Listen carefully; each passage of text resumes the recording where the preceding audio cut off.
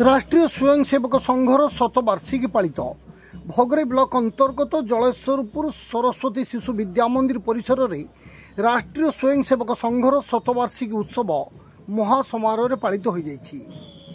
एथिरे ब्लॉक 50टी पंचायत प्राय 500 रु ऊर्ध्व स्वयंसेवक माने पूर्ण गणवेश विभिन्न रचनात्मक कार्यक्रम करथिले। पर संघर कर्मकर्ता द्वारा विभिन्न शारीरिक कार्यक्रम सहित स्वयंसेवक मानू नहीं पथ संचलन अनुष्ठित होता। एथिरे शह शह स्वयंसेवक माने जलेश्वरपुर यात्रा पड़ियारू एक विशाल शोभायात्रा बाहरी कॉलेज छक, आनंद बजार, थाना छक और राम मंदिर छक परिक्रमा करने पर पुणी थे जलेश्वरपुर यात्रा पड़िया पहुंची।